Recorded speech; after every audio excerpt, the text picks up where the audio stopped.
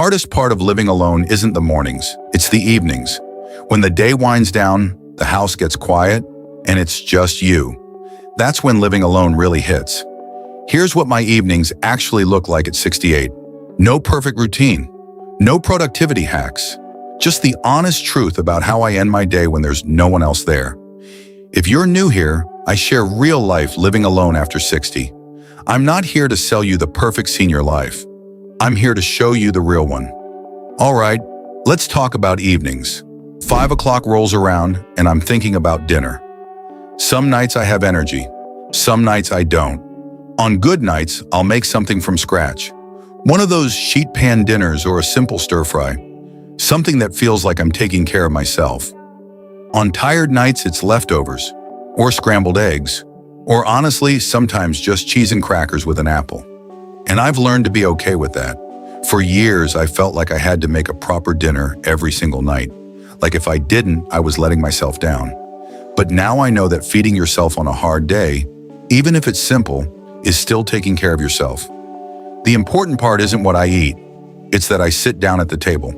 Not the couch, not standing at the counter, the table. Because eating at the table, even when it's just me, makes it feel like a meal. Like I matter enough to sit down properly. Some nights I'll light a candle. Not because it's fancy, just because it makes the table feel less empty.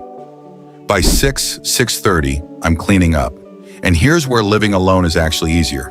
One plate, one fork, one pot, maybe two. The cleanup takes 5 minutes. Load the dishwasher or wash by hand. Wipe down the counter. Put away the olive oil. I don't leave it for later. I learned that the hard way.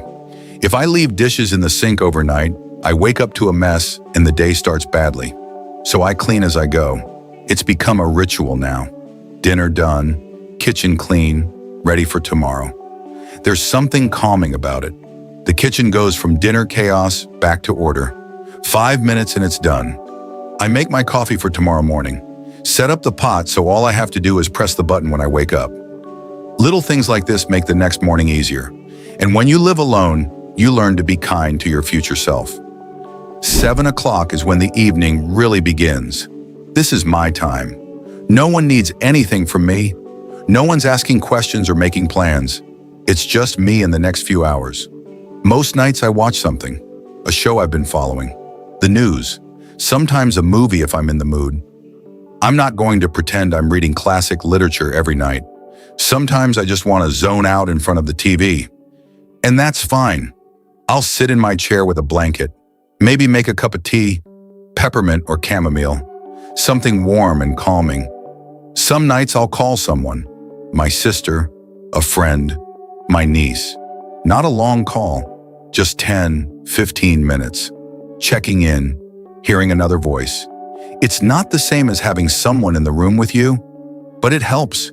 It reminds me I'm still connected to people even when I'm alone in my house. Other nights I don't want to talk to anyone, and that's okay too. I'll read for a bit, or just sit by the window and watch the neighborhood settle down for the night. Cars pulling into driveways, lights coming on in houses. There's something peaceful about that. Watching the world wind down while I wind down too. Around 8:30, 9 o'clock, I start getting ready to actually end the day. I do a little tidying, not cleaning, just putting things back where they belong. Fold the blanket on the couch, put the mug in the sink, straighten the mail on the counter. It takes maybe 5 minutes, but it means I wake up to a house that feels calm instead of cluttered. Then I get ready for bed, wash my face, brush my teeth, change into pajamas. I take my evening medications, the ones I'm supposed to take before bed, and here's something I started doing that actually helps. I set out my clothes for tomorrow, not because I'm super organized, but because decision-making in the morning when I'm still half asleep is hard. If my clothes are already there, one less thing to figure out.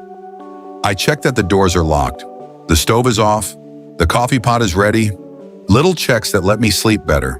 When you live alone, there's no one else to catch the things you forget, so I double check. By 9:30, 10 o'clock, I'm in bed. Some nights I read for a bit, just a chapter or two, something light that doesn't require too much brain power. Other nights I'm too tired. I just turn off the light and close my eyes. And this is the part I don't talk about much. Going to bed alone every single night is hard. There's no one to say goodnight to. No one to check if I locked the door or turned off the stove because they already did it. It's just me, in the quiet, in the dark. Some nights that feels peaceful, like I have the whole bed to myself and I can stretch out however I want. Other nights it feels lonely. I've stopped pretending it doesn't.